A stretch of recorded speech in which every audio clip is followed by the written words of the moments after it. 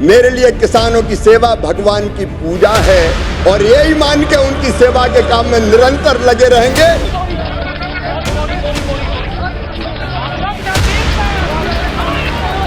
एक ओर जहां केंद्रीय कृषि मंत्री शिवराज चौहान किसानों को लेकर अपनी नीतियों का बखान कर रहे हैं, सभापति उनकी तारीफ कर रहे हैं, तो वहीं दूसरी ओर दिल्ली की ओर बढ़ रहे किसानों को पीछे धकेला जा रहा है।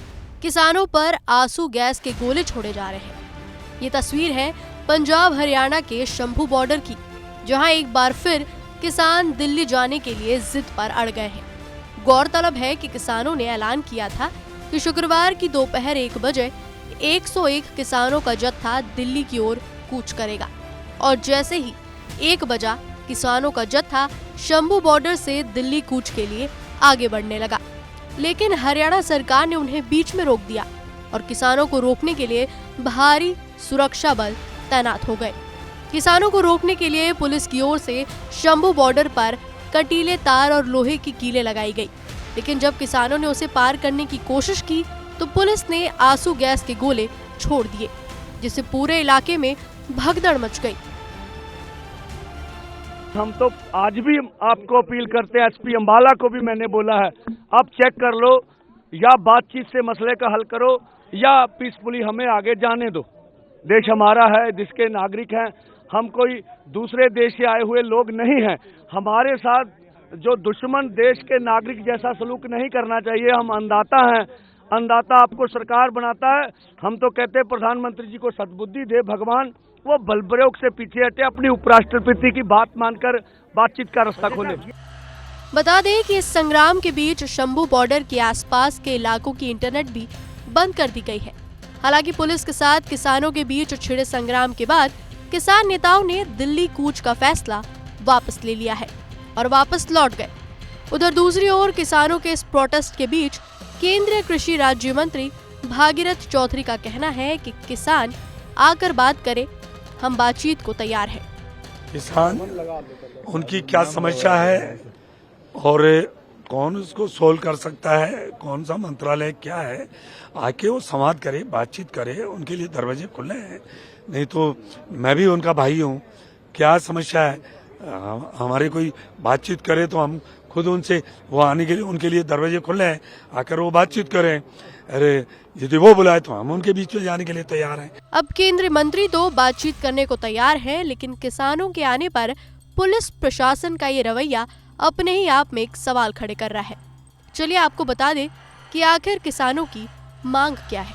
सभी 23 फसलों की MSP की गारंटी, किसानों का पूरा कर्ज माफ किया जाए, किसान और खेत मजदूरों के लिए पेंशन, बिजली संशोधन बिल को रद्द किया जाए, लखीमपुर खीरी कांड में मुआवजा और आरोपियों को सजा, आंदोलन में किसानों पर दर्ज केस वापस हो, आंदोलन में मारे गए किसानों के परिवार को मुआवजा मिले। एक ओर जहां किसान अपनी मांगों के लिए सड़क पर उतरे हैं, तो दूसरी ओर इन समस्याओं को किनारे कर सरकार अपनी बड़ाई करने में जुटी नजर आ रही है। देखिए केंद्रीय कृषि मंत्री शिवराज सिंह को लेकर संसद में क्या चर्चा हुई। मेरे लिए किसानों की सेवा भगवान की पूजा है और यही मान के उनकी सेवा के काम में निरंतर लगे रहेंगे। MSP पर किसानों को उत्पाद खरीदा है और अब भी पूरा उत्पाद खरीदेंगे। आदमी की पहचान देश में लाडले के नाम से थी, अब वो किसान का लाडला होगा और मैं पूरी तरह आशावान हूँ और ऊर्जावान मंत्री अपने नाम के अनुरूप शिवराज ये कर दिखाएंगे। जयराम रमेश जी से मुझे उम्मीद थी कि वो कोई प्रश्न पूछेंगे, किसान को बड़ा अच्छा लगता यदि अगर एक बार भी एडजमेंट मोशन आता, आया नहीं। शिवराज जी बोलिए। और आज मैंने आपका नामांकन कर दिया किसान के लाडले। किसानों के कथित लाडले शिवराज सिंह चौहान ने MSP वाला दाव तो किया, लेकिन इससे किसान खुश क्यों नहीं नजर आ रहे। किसानों से बातचीत की पहल सिर्फ सरकार की बातों में ही नजर आ रही है, जिससे किसानों का आक्रोश और बढ़ता नजर आ रहा है। किसानों का आक्रोश न केवल शंभू बॉर्डर की ओर से देखने को मिला, बल्कि ग्रेटर नोएडा पर भी यूपी के किसानों ने अपनी मांगों को लेकर हल्ला बोल दिया, जिसके बाद परी चौक पर पुलिस ने 50 से ज्यादा किसानों को अरेस्ट किया। बता दें कि किसानों ने खुद आकर गिरफ्तारी दी। हालांकि इस दौरान किसानों और पुलिस के बीच झड़प भी देखने को मिली है। दिल्ली के आसपास किसानों के दोहरे प्रहार से बीजेपी सरकार कितनी टेंशन में है, ये तो सरकार के रवैये से नजर नहीं आ रहा। हालांकि दोनों ही मोर्चों पर सिर्फ प्रशासन की ओर से सख्ती देखने को मिली है।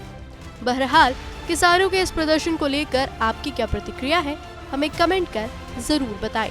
और देश दुनिया की तमाम खबरों के लिए देखते रहिए एबीपी लाइव।